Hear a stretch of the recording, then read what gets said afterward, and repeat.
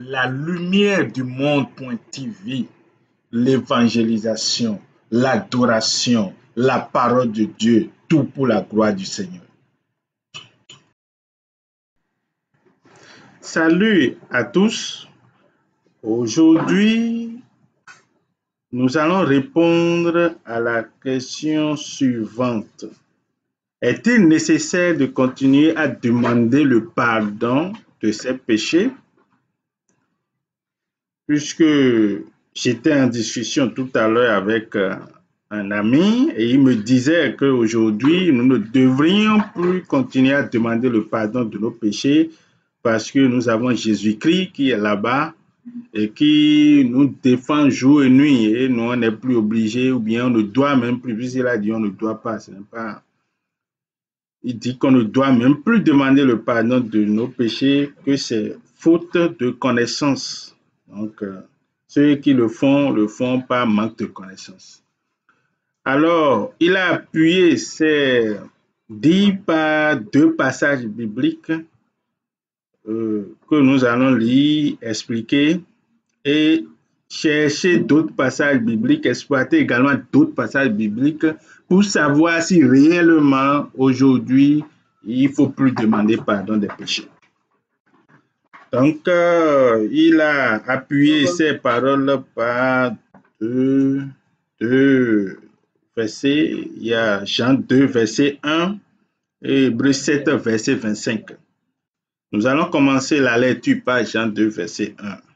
Mes enfants, je vous écris ces choses-là pour que vous évitiez de commettre des péchés, mais si quelqu'un commet des péchés, nous avons un défenseur devant le Père, c'est Jésus-Christ le Père.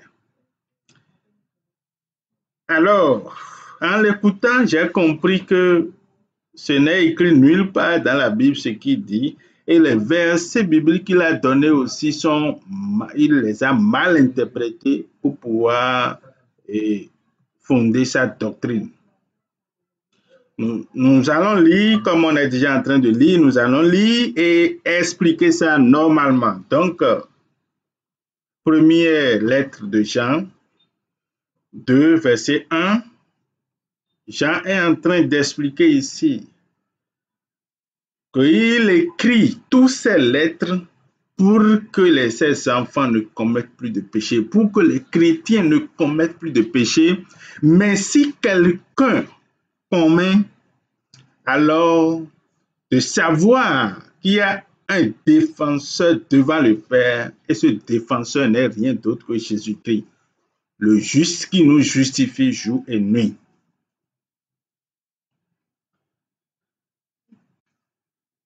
Alors, il fait tout, il écrit tout ça pour que nous ne péchions plus. Mais si quelqu'un tombe, il est en train d'attirer notre attention sur le fait que Jésus-Christ est là-bas et nous défend. Donc, si quelqu'un tombe, de ne pas rester couché, de ne pas rester assis pour dire que c'est fini. Parce qu'un chrétien peut tomber. Nous sommes dans la chair. Et nous pouvons tomber, nous pouvons tomber dans des péchés inconsciemment. On peut faire des erreurs. On le fait et après on regrette. Maintenant, l'apôtre Paul est en train de dire, s'il arrivait que malgré tes efforts, tu commets un péché, et si tu es dans le regret, il te dit de ne pas rester couché là pour dire que c'est fini, de vite te lever et d'aller vers ton Père, de parler à ton Père parce qu'il est là et il nous défend jour et nuit. Alors, nous allons aller vers le second verset que le frère a donné, Hébreux 7, verset 25. Je lis, c'est pourquoi il peut sauver pour toujours ceux qui s'approchent de Dieu avec son aide. En effet, Jésus est toujours vivant et il peut donc toujours prier Dieu pour eux. On nous dit, c'est pourquoi il peut sauver pour toujours ceux qui s'approchent de Dieu avec son aide. Il peut sauver pour toujours ceux qui s'approchent. Donc, c'est bien précisé que c'est ceux qui s'approchent. Si toi, tu pêches et tu restes dans ton coin là-bas, croyant que tu seras pardonné, alors tu te trompes. On dit, il peut sauver pour toujours ceux qui s'approchent de Dieu avec son aide. En effet, Jésus est toujours vivant. Il peut donc toujours prier Dieu pour nous. Maintenant, si toi, tu restes là-bas, tu as péché, et tu restes là-bas dans ton coin, tu dis tu as honte, tu as dit que tu as déjà demandé trop de pardon, ou je ne sais pas, quelle que soit la raison, tu restes là-bas et tu ne t'approches pas de Dieu là. Ça veut dire que tu n'as pas demandé pardon et tu n'es pas dans le rang de ceux à qui on peut pardonner. Parce qu'en venant devant le Père, il faut d'abord que tu regrettes l'acte et que tu prennes l'engagement de ne plus le commettre dans le futur prochainement. Et tu viens, si le Père trouve cela en toi, il te pardonne. Ce n'est pas une raison, ce qui est écrit ici, ce n'est pas une raison pour dire il y a un défenseur là, donc il faut toujours pécher, pécher, pécher, et lui sera là à nous défendre, jouer, nous et demander pardon. Non! Non! Pécher, venir demander pardon, pécher, non, ce n'est pas ça. On dit, il a dit dans Jean 2, c'est bien dit, qu'il écrit ces choses pour qu'on ne commette pas de péché. Mais s'il arrivait que tu commettes, ne reste pas couché pour dire que c'est fini. Jésus est là pour te sauver, il est là pour te défendre et il faut que tu t'approches de lui pour lui dire combien de fois tu as regretté, pour lui demander pardon, pour dire combien de fois les décisions que tu as prises pour ne plus commettre le péché. Et lui se base sur ça maintenant pour pouvoir te pardonner. C'est les deux passages-là que le frère a pris, mais il a donné une autre interprétation qui ne cadre pas avec le verset pour pouvoir tirer sa conclusion selon laquelle il ne faut plus demander pardon parce que Dieu est là-bas, Jésus est là-bas, il nous défend jour et nuit. C'est parce qu'on ne sait pas qu'il est là-bas, il nous défend jour et nuit, là qu'on demande encore pardon. Non, il a mal interprété et il a compris. Maintenant, nous allons encore plus approfondir en allant vers d'autres versets, bibliques. Et puis de Jacques, nous allons lire Jacques 5, verset 16. C'est dit, confessez donc vos péchés les uns aux autres et priez les uns pour les autres afin que vous soyez guéris. La prière fervente du juste a une grande efficacité. Donc, on nous exhorte ici à confesser nos péchés les uns aux autres. Parce qu'en le faisant, tu vas amener les autres à prier en communion avec toi. Et tes zones de faiblesse, toutes ces zones de faiblesse à tous les états, eux aussi, ils prient avec toi et facilement tu vas pouvoir te dégager de ces péchés qui te retiennent jour et nuit, chaque fois. Non. Et le fait que tu reconnais que tu commets encore tes péchés, c'est que tu as accepté une honte, puisque tu as déjà un certain niveau, tu es chrétien, tu as déjà un certain niveau, mais tu acceptes te honir en acceptant que tu commets déjà tes péchés. C'est déjà un pas, c'est déjà un acte qui montre que tu veux vraiment changer.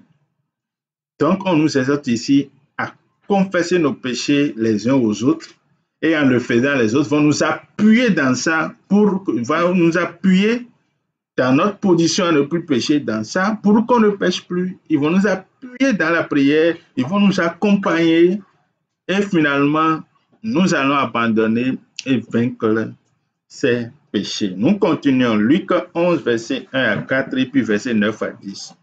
Jésus priait un jour à un certain lieu lorsqu'il eut achevé, un de ses disciples lui dit, Seigneur, enseigne-nous à prier comme Jean l'a enseigné à ses disciples. Jésus était en train de prier, il a fini. Et maintenant, un des disciples s'approche de lui pour dire, Seigneur, il faut nous apprendre à prier aussi. Nous, on te voit chaque fois, tu pries. Mais nous, on ne sait pas prier. Comment on va prier? Apprends-nous à prier.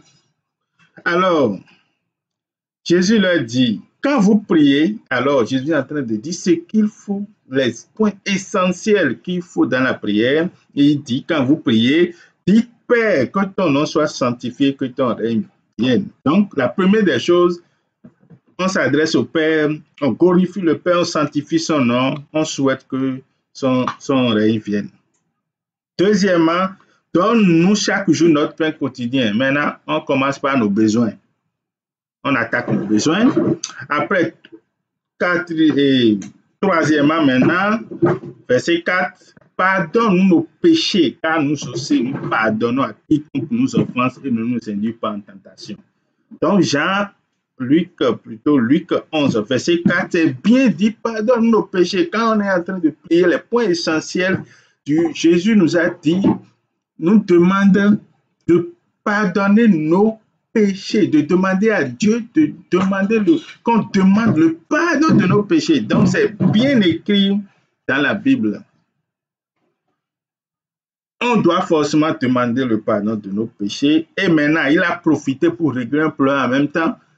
Il dit, pardonne nos péchés, car nous aussi, nous pardonnons à quiconque nous offense et ne nous induit pas en tentation. Donc, il a été réglé un autre problème en même temps. Toi, ton frère, ta soeur a mal agi envers toi. Il a demandé pardon, tu refuses de le pardonner et c'est toi qui viens maintenant devant Dieu pour demander pardon de toi tes péchés. Alors que l'autre est derrière toi et dit pardonne-moi, je ne sais pas, tu refuses de pardonner. Et tu cours maintenant pour venir demander pardon à Dieu pour toi tes problèmes, tes péchés. Jésus dit non. C'est ça, il est en train de refuser. Si tu veux demander pardon, d'abord que tous ceux qui t'ont demandé pardon, là, tu les as pardonnés. Assure-toi de cela. Tu as pardonné à tous ceux qui t'ont demandé pardon, qui ont posé des actes envers toi et qui ont regretté après, qui ont dit « Ah, mon frère, je ne savais pas, pardonne-moi », tout ça là. Il faut que tu acceptes, tu leur pardonnes d'abord avant de venir vers le Père pour lui demander pardon. Le thème principal, c'est dire s'il faut continuer à demander le pardon de nos péchés. Mais c'est bien écrit ici, dans Luc 11, verset 4, que nous devrions demander le pardon de nos péchés dans nos prières. Maintenant, je vais, Luc 11, verset 9, et moi je vous dis, demandez, l'on vous donnera, cherchez, vous trouverez, frappez, l'on vous ouvrira, car quiconque demande reçoit, celui qui cherche trouve, et l'on ouvre à celui qui frappe. Donc, si tu restes dans ton coin, tu dis que Jésus est là-bas, et il te défend jour et nuit, au lieu de venir demander pardon, en t'humiliant, de demander vers ton Père pour lui dire, pour justifier, pour lui dire combien de fois tu regrettes l'acte, pour lui dire combien de fois tu ne vas plus continuer à le faire dans le futur. Tu restes dans ton coin là-bas, tu dis, tu pardonnes. Et on dit, sur verset 9, on nous dit qu'il faut qu'on demande d'abord. Tu demandes. Si tu ne demandes pas, tu ne recevras rien. Je relis, je vous dis, demandez, l'on vous donnera. Cherchez, vous trouverez. Frappez, l'on vous ouvrira. Car quiconque demande reçoit. Celui qui cherche trouve et l'on ouvre à celui qui frappe. Si tu ne demandes pas, tu ne peux pas recevoir. Donc, il faut que tu demandes d'abord le pardon de tes péchés avant qu'on ne t'exauce. Si tu pêches, et c'est ça, dans Jean, on a lu tout à l'heure, il a dit, quand tu pêches, il écrit ces choses pour qu'on ne pêche plus. Mais si tu tombes, ne reste pas couché là, ne reste pas assis pour dire que c'est fini. Lève-toi et va demander pardon à ton papa et il va te pardonner. Maintenant, nous allons continuer dans la lecture à des Apôtres 3, verset 19. Repentez-vous donc et convertissez-vous pour que vos péchés soient effacés afin que des temps de rafraîchissement viennent de la part du Seigneur.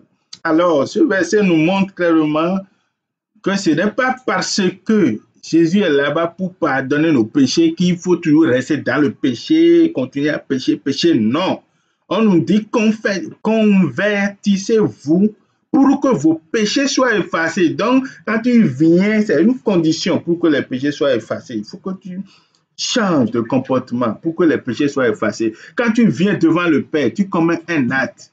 et tu te sens, tu viens devant le Père et tu parles seulement pour qu'on te pardonne et tu vas encore te retourner vers le péché, tu ne seras pas pardonné. Il faut que le Père sente en toi que tu ne veux plus continuer dans ça et que tu regrettes amèrement l'acte que tu as posé. Là, il te pardonne et il va te dire, mon fils, je te pardonne, vas-y. Et le commandement qui suit, c'est que ne pêche plus.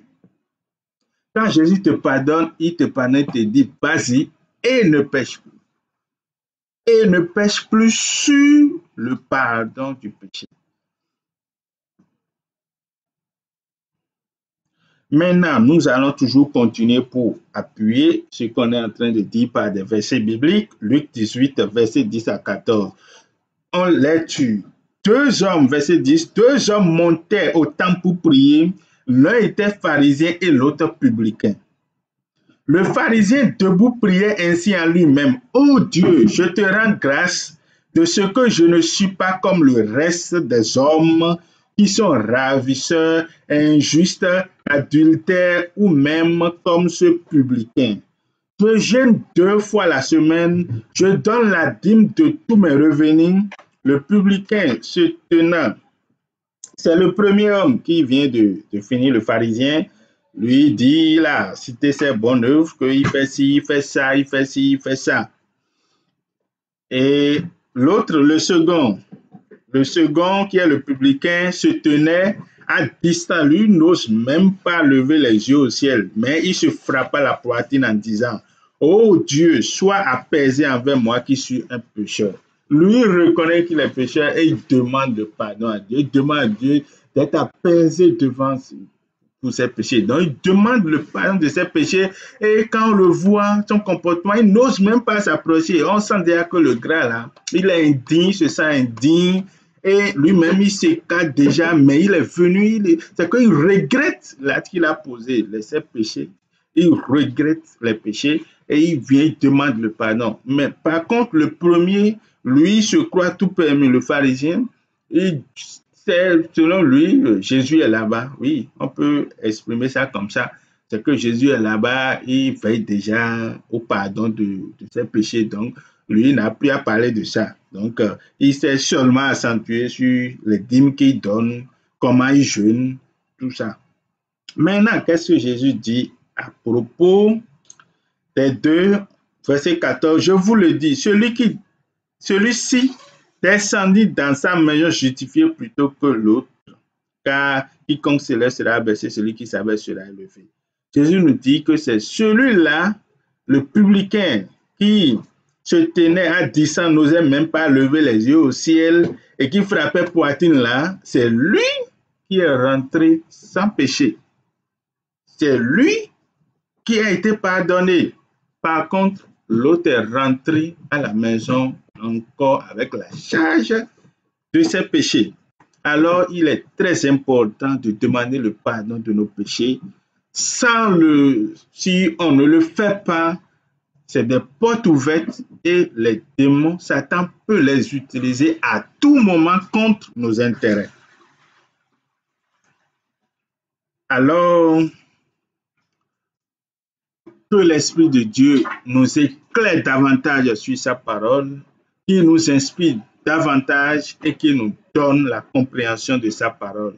Soyez bénis, que la paix du Seigneur Jésus-Christ soit avec vous. Amen. Et merci pour l'écoute.